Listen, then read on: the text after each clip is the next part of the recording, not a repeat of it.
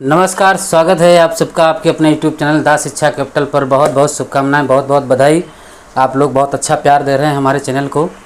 बार बार यही कहूँगा कि जो भी बच्चे नए जुड़े हैं सबसे पहले सब्सक्राइब कर दें और लाइक कर दें। इससे अच्छी सबसे अच्छी बात यह है कि UGC नेट की मैं संपूर्ण तैयारी करा रहा हूँ आपको, और क्रम से और हर एक चीज़ को बारीकी से पढ़ा रहा हूँ। ये सबसे ज़्यादा इम्पोर्टेंट है। देख, आप मेरे नोट्सों को देखते होंगे कि इसमें मैं कुछ भी छोड़ता नहीं हूँ, ताकि आपको ये ना लगे कि नहीं बड़े शॉर्ट हैं। क्योंकि देखो, मैं फिर कहता हूँ, UGC जिसका JRF चाहिए ना, जिसको भी JRF चाहिए वो शॉर्ट तो ना ही पढ़ें।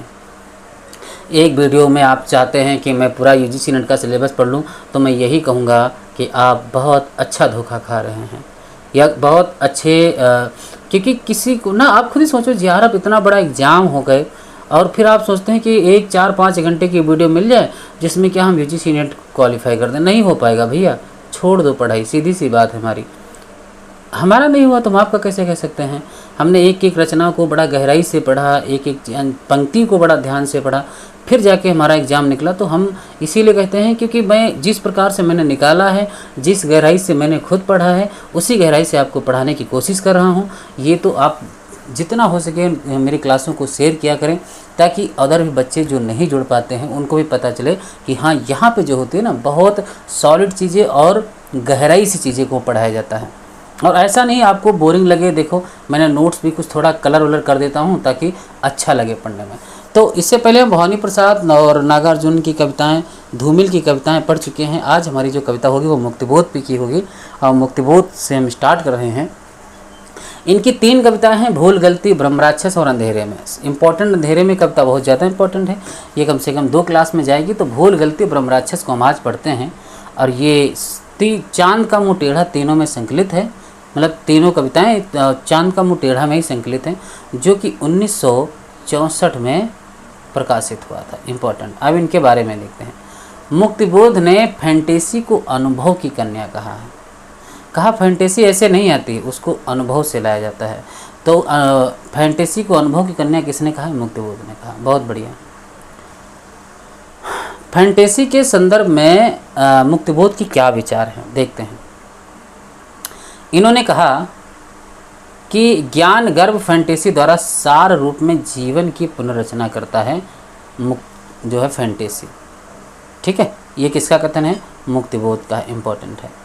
फैंटेसी के अंतर्गत भाव पक्ष प्रधान और विभाव पक्ष गौड़, यहाँ पे गौड़ करना है, गिड़ नहीं गौड़। जो विभाव पक्ष गौड़ प्रच्छन्न तो होता ही है, साथ ही यह भाव पक्ष कल्पना को उत्तेजक करके बिंबों की रचना करते हुए एक ऐसा मूर्त विधान उपस्थित करता है कि जिस विधान में उस विधान ही के नियम होते हैं। मुक्तिबोध। सीधी सी बात है, फैंटेसी के द्वारा हम चित्र को गढ़ लेते हैं ताकि हमको दिखने लगता है सामने कि हाँ, ये चल रहा है। अंधेरे में कविता पढ़ेंगे तो उसमें लगेगा, आपको दिखेगा। ठीक है। ये कथन मुक्तिबोध का बहुत पूछा जाता है कि यह नंगा फासिज्म है। लेखक को लोग घेरे, शारीरिक क्षति की को धमकी दें, इधर सरकार सुनने तक तैयार नहीं, अभिव्यक्ति की स्वतंत्रता की हत्या की जा रही है। ये कथन किसका है? मुक्तिबोध का है। इम्पोर्टेंट है। मुक्तिबोध के संदर्भ में विद्वानों के क्या मत हैं वो भी देख लेते हैं। कहा जाता है कि कबीर में जैसा सामाजिक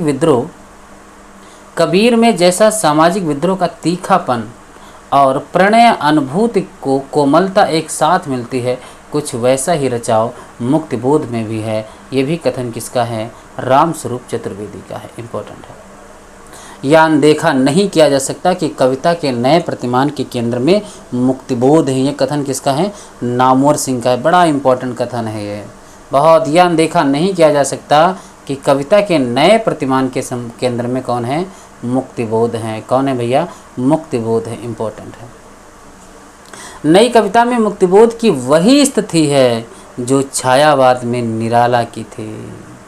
नई कविता में मुक्तिबोध की वही स्थिति है जो छायावाद में निराला की थी। कथन किसका है भाई? तो नामवर सिंह का कथन। इम्पोर्टेंट है। मुक्तिबोध को अंधेरे में कविता के नायक से अलग करके देखना असंभव है। किसने कहा? रामविलास शर्मा ने कहा। मुक्तिबोध को अंधेरे में कविता के नायक से अलग करके देखना असंभव है। किसने कहा? रामविलास शर्मा ने कहा। बहुत बढ़िया। मुक्तिबोध के काव्य में अस्तित्ववाद का लघु मानव भी है और रहस्यवाद का विराट पुरुष भी है। ये भी कथन किसका है? रामविलास शर्मा का है। मुक्तिबोध का काव्य संकलन चांद का मुंह टेढ़ा है। ये अब बहुत कथन पूछा जाता है। एक बड़े कलाकार की स्केच बुक लगता है। स्केच बुक लगता है किसने कहा है? रामस्वरूप चतुर्वेदी ने। कवि के रचना शिल्प, यहाँ पे रचना है वा नहीं है, चाहे कवि के रचना शिल्प को देखकर लग सकता है कि जैसे एक विराट खंडहर पूरा नए तौर पर बनाया गया हो, जिसमें से गुजरने पर जो है पूरे भव्यता और एक खास तौर के अवसाद का एक एहसास एक साथ होता है। ये कथन किसका है? रामस्वरूप चतुर्वेदी का है। इम्पोर्टेंट है। फिर आगे बढ़ते हैं तो बाद के जीवन के बहुविध उम्र को लेकर विकसित होने वाली नई कविता के अग्रज कवि सच्चे अर्थों में मुक्तिबोध हैं। ये भी किसका कथन है? तो डॉक्टर नगेंद्र का कथन है। वेरी वेरी इंपॉर्टेंट कथन है। किसी और कवि की कविताएं उसका इतिहास ना हो, मुक्तिबोध की कविताएं अवश्य उनका इतिहास है। यह भी किसका कथन है? तो भाई श्रीकांत वर्मा का है। किसका कथन है भाई? श्रीकांत वर्मा का है। बड़ा इंपॉर्टेंट कथन है। आगे बढ़ते हैं। मुक्तिबोध की कविता में प्रयोगवाद और प्रगतिवाद का रासायनिक मिश्रण है। मुक्तिबोध की कविता में प्रयोगवाद और प्रगतिवाद का रासायनिक मिश्रण है। वे एक ही साथ प्रयोगवादी भी हैं और प्रगतिवादी भी हैं, किंतु दोनों की अतिरेकवादी प्रवृत्तियां उन्हें मान्य नहीं हैं। कथन किसका है? बच्चन सिंह का कथन है। किसका कथन है भाई? बच्चन सिंह का है। वेरी इंपॉर्टेंट, बहुत इंपॉर्टेंट कथन है। किसका है? बच्चन सिंह का है। मुक्तिबोध फैंटेसी का जब जब उपयोग करते हैं, इंपॉर्टेंट देखो यहाँ तक कि मुक्तिबोध फैंटेसी का जब जब उपयोग करते हैं सत्य की अभिव्यक्ति के लिए, सत्य की खोज के लिए, सत्य की खोज की प्रक्रिया को प्रेरणा देने के लिए करते हैं। बड़ा इंपॉर्टेंट कथन है। कथन है किसका? मैनेजर पांडे का है। किसका कथन है भाई? मैनेजर पांडे का है। किसका कथन है भाई? मैनेजर पांडे का है। इंपॉर्टेंट है। अज्ञेय और उनके सहयोगी कवि शमशेर बात के कवि हैं। मुक्तिबोध खबर के या भयानक बात के, इसलिए उनको कविता में नाटकीयता और रहस्य का वातावरण है। कथन किसका है? रामस्वरूप चतुर्वेदी का कथन है। किसका कथन है भाई? रामस्वरूप चतुर्वेदी का कथन। इम्पोर्टेंट। मुक्तिबोध एक कठिन समय के कठिन कवि को कठिन वैचारिक एवं भावनात्मक संघर्ष से चरितार्थ किया है। उन्होंने अपने सत्य पाया और कविता में। इम्पोर्टेंट है। किसका कथन है? अशोक वाजपेयी का कथन है। किसका कथन है भाई? अशोक वाजपेयी का कथन है। किसका कथन है? अशोक वाजपेयी। उनकी भाषा अनगढ़ तेजो दीप्त भाषा है। ये किसका है? निर्मला जैन का है। याद रखना, इनके कथनों को थोड़ा ध्यान में रखना होता है। तेजो दीप्त भाषा है। किसकी है? तेजो दीप्त भाषा है, निर्मला जैन। इंपॉर्टेंट है। अब हमारी कविता शुरू होती है भूल गलती। बहुत अच्छी कविता है भूल गलती। विषय वस्तु क्या है भूल गलती की? कविता में मुक्तिबोध भूल गलती या भ्रष्टाचार के प्रतीक के रूप में शहंशाह को लेते हैं। आज जिराब अख्तर बैठी है, आज ऐसी प्रकार की भी कविता है। कविता में मुक्तिबोध भूल गलती या भ्रष्टाचार के प्रतीक के रूप में शहंशाह को लेते हैं, जिसके दरबार में समाज के सभी प्रकार के लोग सिर झुकाए खड़े हैं। अभी हम लोग पढ़ेंगे। बहुत अच्छी कविता है। सत्य अथवा ईमान वहाँ जंजीरों में कैद कर लाया गया है। सिर झुकाने की आदत हो जाना भ्रष्टता को आत्मसम्मान करने जैसा है, जिससे राजा शहंशाह को शक्ति मिलती है और वह निरंतर अधिक क्रूर होता चला जाता है। लेकिन कविता में मुक्तिबोध निराशावादी नहीं है। वह आशा व्यक्त करते हैं कभी न कभी किसी व्यक्ति का ईमान जागेगा और क्रांति के पथ पर चल पड़ेगा। उसके पीछे सारा समाज चलेगा। वह भ्रष्टता को चुनौती देगा और बुराई का अंत होगा। इम्पोर्टेंट कविताएं हैं, बहुत इम्पोर्टेंट कविता। कविता का शिल्प। कविता का शिल्प इम्पोर्टेंट। काव्य रूप। काव्य रूप यह आकार में मध्यम कोटि की कविता है। याद रखना, आकार में कैसी है? मध्यम कोटि की कविता है। एक पॉइंट। प्रतीक में देखते हैं तो क्या है प्रतीक? कि भूल गलती भ्रष्ट शहंशाह का प्रतीक है। भूल गलती कैसा है? भ्रष्ट शहंशाह का प्रतीक है। घावों की अजब तिरछी लकीरों से कटा चेहरा या उस ईमानदारी साहसी व्यक्ति का प्रतीक है जो भ्रष्टा के समक्ष घुटने नहीं टेकता है। इम्पोर्टेंट है, ये प्रतीक से ध्यान रखना है। जीरा भक्तर जो अभी इसमें लोग पढ़ेंगे, जीरा भक्तर, तो याद रखना लोहे का क्या है, कवच है। दरअसल यह भ्रष्टा का वह कवच है जिसे आम जनमानस में भय बैठाने के लिए पहनाया गया है, भय बैठाने के लिए पहनाया गया है। इम्पोर्टेंट। चमकते तामझाम देखा जाए तो चमकते तामझाम एक आभासी चमकती झूठ की दुनिया है।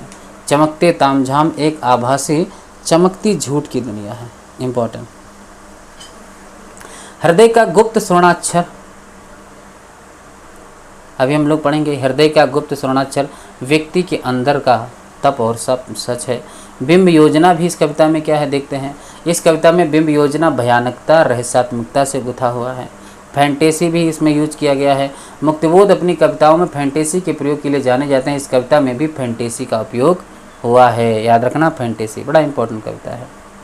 मुक्तिबोध ने फैंटेसी को स्वयं परिभाषित करते हुए लिखा है कि ज्ञान गर्भ फैंटेसी द्वारा सार रूप में जीवन की पुनर्रचना होती है, पुनर्रचना होती है। इम्पोर्टेंट है।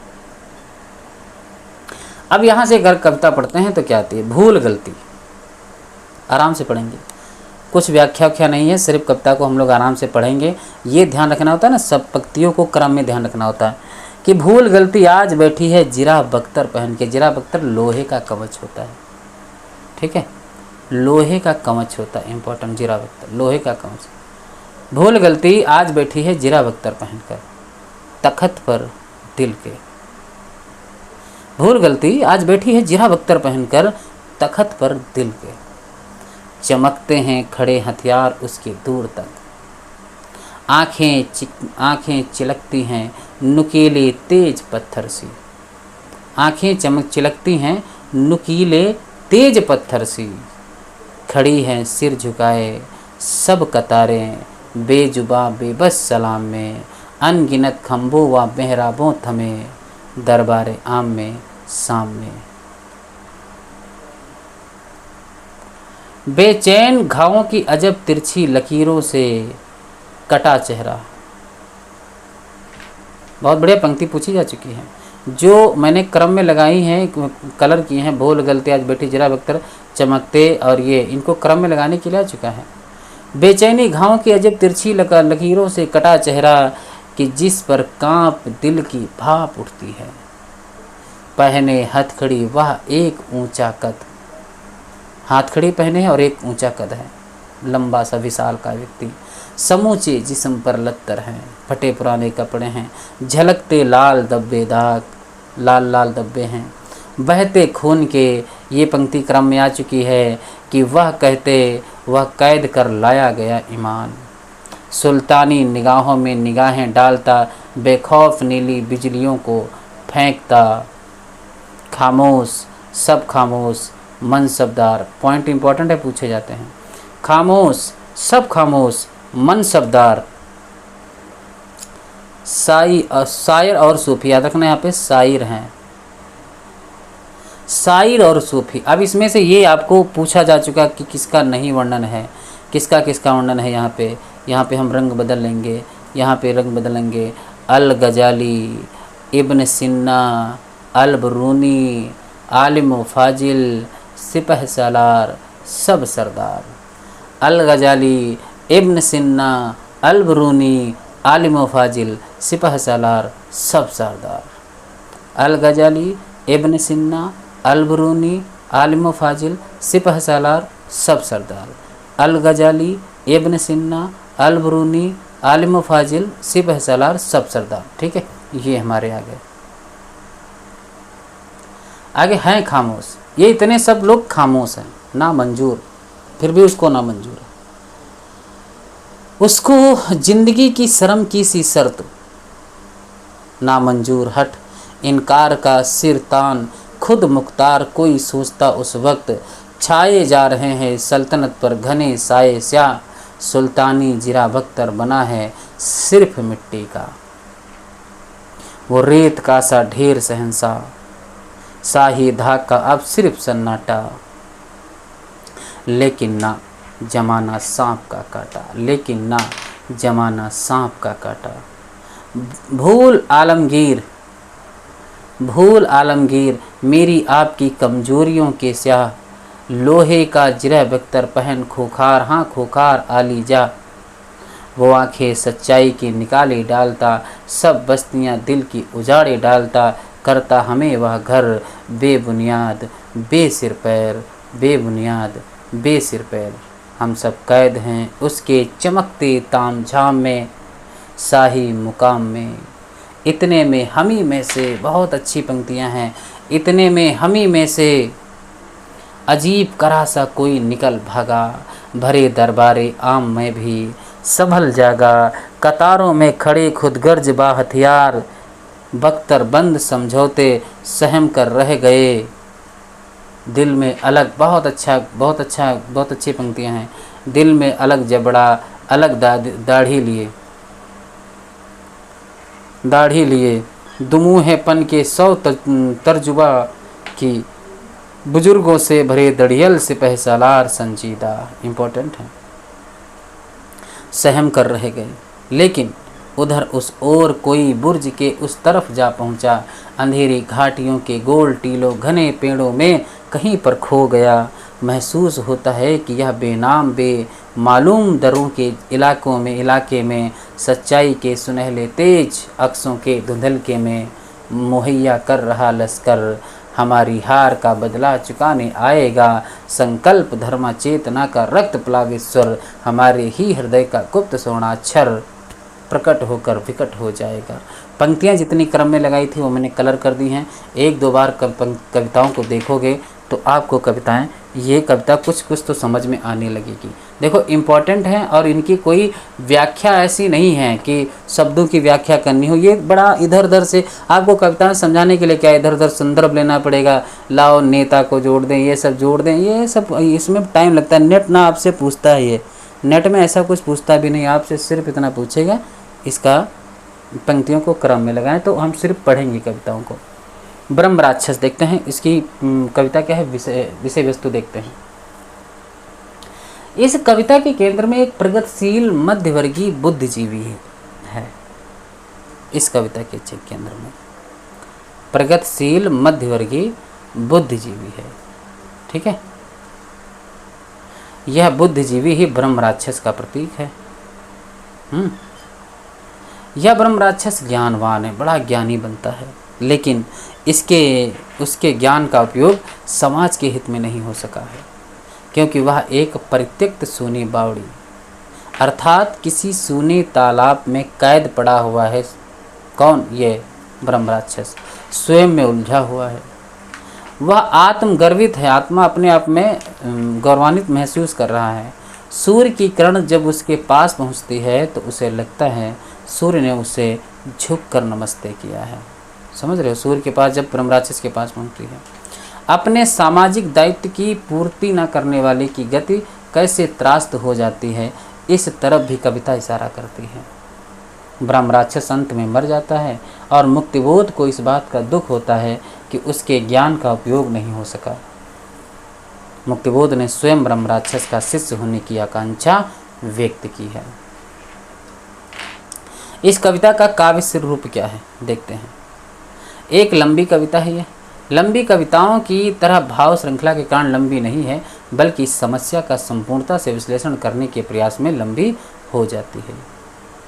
प्रतीक अंधेरे में कविता की तरह यहाँ भी मैं और वह का द्वंद्व ब्रह्म राक्षस के विभाजित व्यक्तित्व का प्रतिनिधित्व करता है। ये भी श्रीकांत वर्मा ने दावा किया है कि मुक्तिबोध स्वयं ब्रह्म राक्षस की भूमिका में है और उसके शिष्य की भूमिका में भी वे स्वयं ही उपस्थित हैं।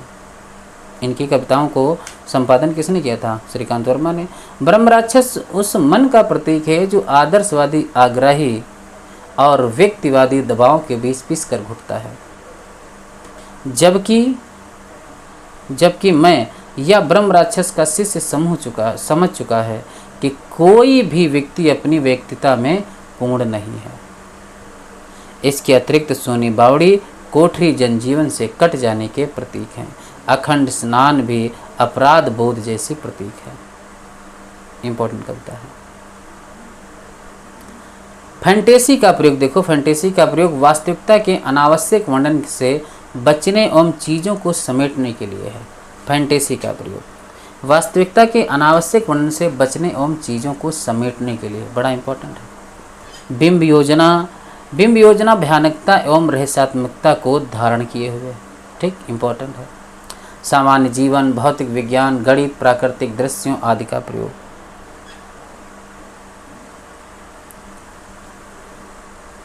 ठंडे अंधेरे मन की अभिव्यक्ति गहराइयों का प्रतीक है। जो ठंडे अंधेरे हैं, ठंडे अंधेरे जो है मन की अभिव्यक्ति गहराइयों का क्या है, प्रतीक है, इंपॉर्टेंट है। आप देखते हैं यहाँ से हम लोग कविता शुरू करते हैं कि शहर के उस ओर खंडहर की तरफ, शहर के उस ओर, इधर नहीं उस ओर, खंडहर की तरफ परित्यक्त सूनी बावड़ी के भीतरी ठंडे अंधेरे में बसी गहराइयाँ जल की सीढ़ियाँ डूबी अनेकों उस पुराने घिरे पानी में। इम्पोर्टेंट है। समझ में आ ना सकता हो कि जैसे बात का आधार लेकिन बात गहरी हो, बड़ा इम्पोर्टेंट पॉइंट है। समझ में आ ना सकता हो लेकिन कि जैसे बात का आधार लेकिन बात गहरी हो। बावड़ी को घेर डाले खूब उलझी हैं, खड़े हैं मौन और दुम्बर व शाखों पर लटकते घुंघुओं के घोंसले। पंक्तियों को ध्यान में रखना। लटकते घुंघुओं के घोंसले प्रत्यक्त भूरे गोल विगत सत पुण्यों का आभास। जंगली हरी कच्ची गंध में बसकर हवा में तैर बनता है गहन संदेह।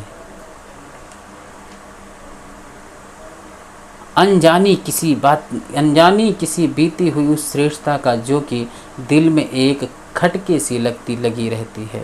बावड़ी के इन मुंडेरों पर मनोहर हरी कोहनी टेक बैठी है टगर। ले पुष्प तारे श्वेत उसके पास लाल फूलों का लहकता झौर मेरी वह कन्हेर। वह बुलाती एक खतरे की तरफ जिस ओर अंधियारा खुला मुंह बावड़ी का। शून्य अंबर ताकता है, बड़ा इंपॉर्टेंट है। बावड़ी की उन घनी गहराइयों में शून्य ब्रह्म राक्षस एक बैठा है। वह भीतर से उमड़ती गूंज की भी गूंज, हड़बड़ाहट शब्द पागल से गहन अनुमानिता, तन की मलिनता दूर करने के लिए प्रतिपल, पाप छाया दूर करने के लिए दिन रात स्वच्छ करने ब्रह्म राक्षस घिस रहा है देह। हाथ के पंजे बराबर, बाह छाती मुंह छपाछप, खूब करते साफ फिर भी मैल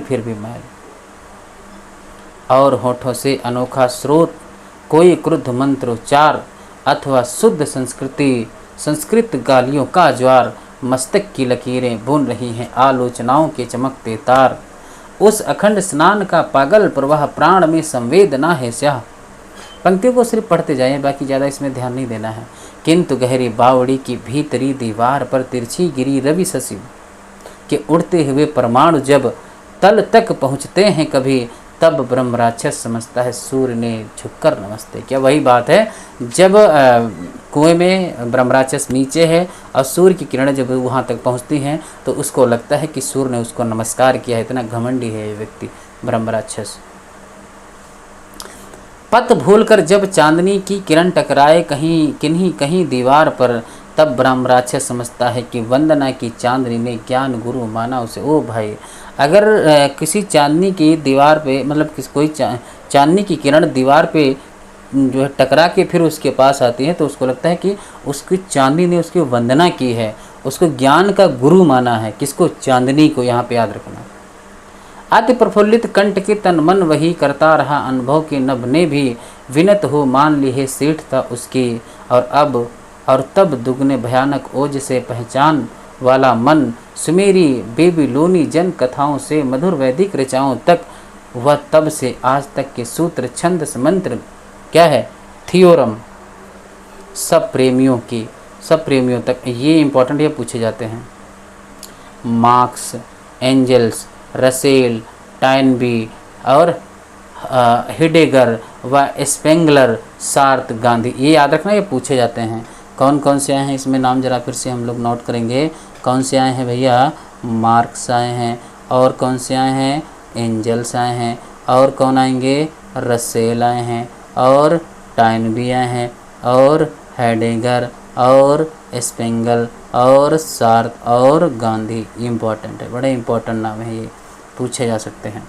सभी के सिद्ध अंतों का नया व्याख्यान करता हुआ नहाता ब्रह्म राक्षस श्याम प्राक्तन बावड़ी के उन घनी गहराइयों में शून्य ये गरजती गूंजती आंदोलित गहराइयों से उठ रही दुनिया, अतः उद्भ्रांत शब्दों के नए आवर्त में हर शब्द निज प्रति शब्द को भी काटता, वह रूप अपने बिंब से भी जुड़ा जूझ विकृताकार कृति है बन रहा, ध्वनि लड़ रही अपनी प्रतिध्वनि से। यहाँ बावड़ी की इन मुंडेरों पर मनोहर हरी कोहनी टेक सुनते हैं, टगर के पुष्प तारे श्वेत वे धुनियाँ सुनते हैं, वे धुनियाँ सुनते हैं। करौंदी के सुकोमल फूल सुनता है उन्हें प्राचीन औदुंबर, सुन रहा हूँ मैं वही पागल प्रतीकों में कही जाती हुई वह ट्रेजिडी जो बावड़ी में आ गई है। इम्पोर्टेंट है बहुत। खूब ऊंचा एक जीना सांवला है, उसकी अंधेरी सीढ़ियाँ वे एक आभ्यंतर निराले लोक की, एक चढ़ना और उतरना, पुनः चढ़ना और लुढ़कना, मोच पैरों में व छाती व अनेक घाव, बुरे अच्छे बीज के संघर्ष से भी उग्रतर, अच्छे व उससे अधिक अच्छे बीज का संघर्ष, गहन की किंचित सफलता, अति भव्य असफलता, अतिरेकवादी पूर्णता की व्यथाएं बहुत प्यारी हैं। ज्यामितिक संगीत गणित की दृष्टि के कृत्य भव्य नैतिक मान, आत्मचेतन सूक्ष्म नैतिक मान, अतिरेकवादी पूर्णता की दृष्टि करना कब रहा आसान। मानवीय अंतः कथाएं बहुत प्यारी हैं। रवि निकलता लाल चिंता की रुधिर सरिता, प्रभावित कर दीवारों पर उदित होता चंद्र, वर्ण पर बांध देता श्वेत धौली पट्टियां, उद्गिल भावों पर सितारे आसमानी छोर पर फैले हुए हैं। अनगिन 10 मलों से 10 मलों बिंदुओं के सर्वतः पसरे हुए उलझे गणित मैदान में मारा गया वह काम आया और वह पसरा पड़ा है। वक्ष बाहें खुली फैली 100 धक्के, व्यक्तित्व वह कोमल स्फटिक प्रसाद सा, प्रसाद में जीना व जीने की कीली सीढ़ियाँ, चढ़ना बहुत मुश्किल रहा। वे भाव संगत तर्क संगत कार्य सामंजस्य योजित समीकरणों के गणित की सीढ़ियाँ वह हम छोड़ दें उसके लिए। उस भाव तर्क व कार्य सामंजस्य योजन शोध में सब पंडितों सब चिंतकों के पास वह गुरु प्राप्त करने के लिए भटका, किंतु युग बदला व आया कीर्ति व्यवसायी लाभकारी कार्यों में से धन व धन में से हृदय मन और धन अभिभूत अंतकरण में से सत्य की इच्छाएं निरंतर चिलचिलाती थी। आत्मचेतस किंतु इस व्यक्तित्व में थी प्राण में अनबन, विश्व चेतस बेबनाव, महत्ता के चरण में था विषाद कुल मन। मेरी उसी से उन दिनों होता मिलन यदि, तो व्यथा उसकी स्वयं जी कर बताता मैं उसे उसका स्वयं का मूल्य, उसकी महत्ता, वह उस महत्ता का हम शरीकों के लिए उपयोग, उस आंतरिकता का बताता मैं महत्व। पिस गया वह भीतरी और बाहरी 2 कठिन पाटों के बीच, ऐसी है ट्रेजिडी नीच। बात समझ में आ रही? बावड़ी में वह स्वयं पागल प्रतीकों में निरंतर कह रहा, वह कोठरी में किस तरह अपना गणित करता रहा और मर गया वह सघन झाड़ी के कटीले तम विवर में मेरे मरे पक्षी सा विदा हो गया। ठीक है, मरे पक्षी सा वह विदा हो गया।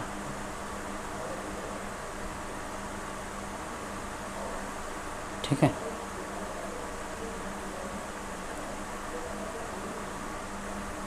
बावड़ी में वह स्वयं पागल प्रतीकों में निरंतर कह रहा, वह कोठरी में किस तरह अपना गणित करता रहा और वह मर गया वह सघन झाड़ी के कटीले तम विवर में मरे पक्षी सा विदा ही हो गया।